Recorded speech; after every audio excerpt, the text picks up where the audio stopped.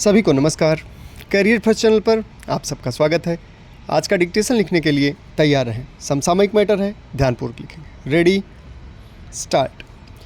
हरित अर्थव्यवस्था को अपनाने के लिए हमें अर्थव्यवस्था के 3 क्षेत्रों में आमूलचूल परिवर्तन करने होंगे। प्राथमिक क्षेत्र में कृषि और इससे संबंधित गतिविधियों को शामिल किया जाता है। कृषि क्षेत्र की परंपरागत विधियों यथा ड्रिप सिंचाई, इस पद्धति में खेती को पानी से लबालब भर दिया जाता है, जिससे भौम जल और सतही जल का दुरुपयोग होता है। मीथेन एक ग्रीन हाउस असंतुलन उत्पन्न करती है।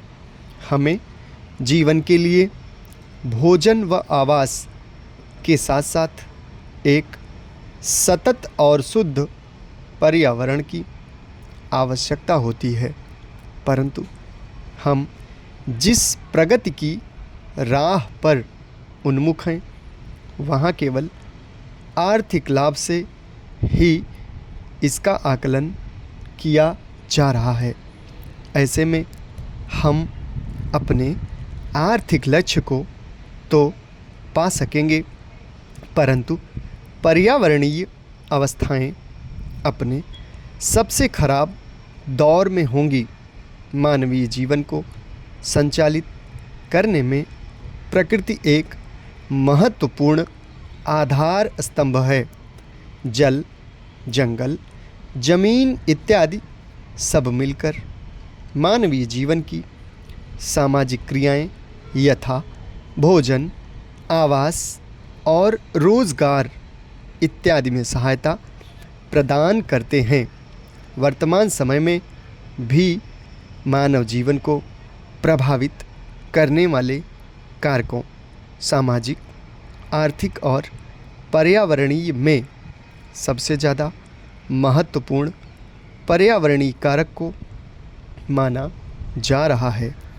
इसके समाधान का एक तरीका प्रसिद्ध पर्यावरणीय अर्थशास्त्री पवन सुखदेव द्वारा दिया गया है, जिसमें भारत की परंपरागत अर्थव्यवस्था को हरित अर्थव्यवस्था में बदलकर संभावित हानियों से बचा जा सकता है और अपने देश की सतत समृद्धि जारी रह सकती है।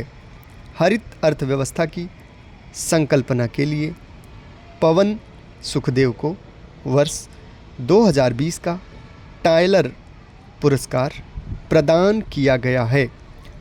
टायलर पुरस्कार को पर्यावरण के नोबेल पुरस्कार के रूप में संदर्भित किया जाता है, जहां ध्यातव्य है कि हरित अर्थव्यवस्था को ऐसी अर्थव्यवस्था के रूप में संदर्भित किया जाता है जहां आर्थिक और सामाजिक लाभों के साथ साथ पर्यावरणीय लाभों को भी प्राप्त किया जाता है।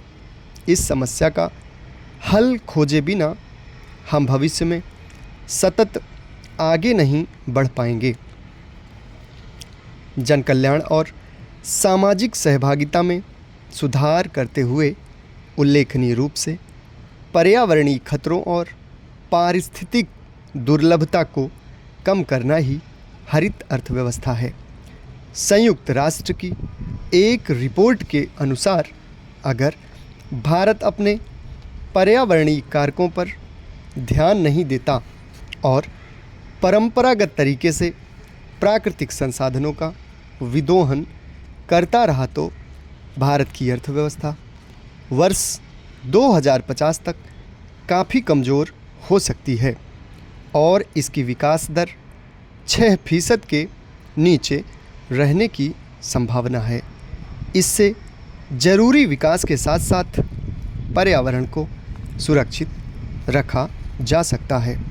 पारंपरिक खेती अर्थात खाद्यान्न उत्पादन पर आधारित है, उपभोक्ता ताकतों का इस्तेमाल करना होगा।